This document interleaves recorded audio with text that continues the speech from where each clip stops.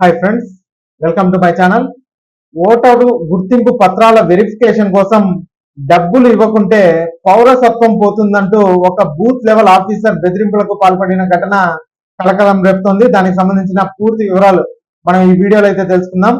మీరు ఇంతవరకు నా ఛానల్ ని సబ్స్క్రైబ్ చేసుకోకుండా ఉంటే దయచేసి సబ్స్క్రైబ్ చేసుకోండి. అలాగే ఈ వీడియోకి లైక్ చేయండి, షేర్ చేయండి. వీడియోని ఎక్కడా స్కిప్ చేయకుండా చివరి చూడండి. ఆలస్యం చేయకుండా వీడియోలోకి అయితే వెళ్ళిపోదాం.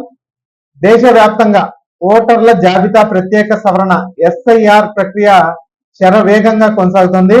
ఓటర్లు తమకు ఇచ్చిన ఎన్యూమరేషన్ ఫారాలను నింపి బిఎల్ఓలకు అందజేస్తున్నారు. ఈ క్రమంలో తాజాగా ఓటర్ల నుంచి డబ్బులు డిమాండ్ చేస్తూ ఒక బూత్ లెవెల్ ఆఫీసర్ వీడియో బయటపడింది. క్యాష్ కొట్టకుంటే ఓటర్ జాబితా నుండి మీ పేరు తీసేస్తామని బెదిరిస్తున్నారు.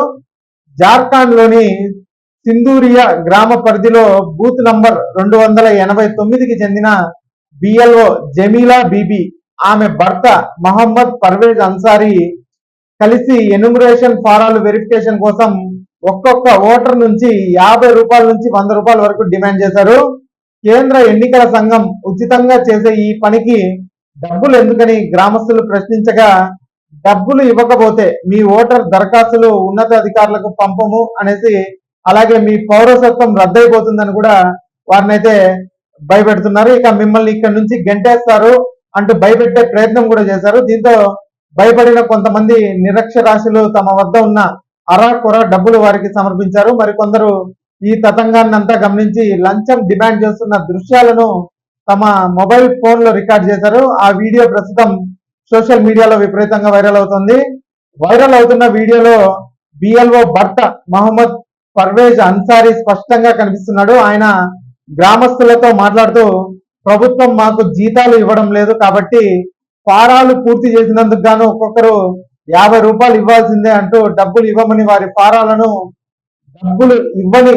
ఫారాలను మేము ఆఫీస్ లో సబ్మిట్ చేయమనేసి కూడా, ఆ తర్వాత మీ పౌరసత్వం పోయినా మాకు సంబంధం లేదని బెదిరించడం స్పష్టంగా రికార్డ్ అయితే అయింది. అయితే ఈ వీడియో జిల్లా కలెక్టర్ ఎన్నికల అధికారుల దృష్టికి వెళ్లడంతో వారు సీరియస్ అయ్యారు. ఓటర్ నమోదు సవరణ ప్రక్రియ పూర్తిగా ఉచితమని, ఇలాంటి వసూళ్లకు పాల్పడితే కఠిన చర్యలు ఉంటాయని హెచ్చరించారు.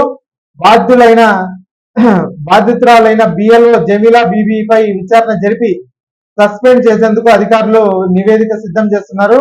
మరి మీ ఏరియాలో కూడా ఇలా ఎస్ఐఆర్ ప్రక్రియలో డబ్బులు డిమాండ్ చేస్తున్నారా?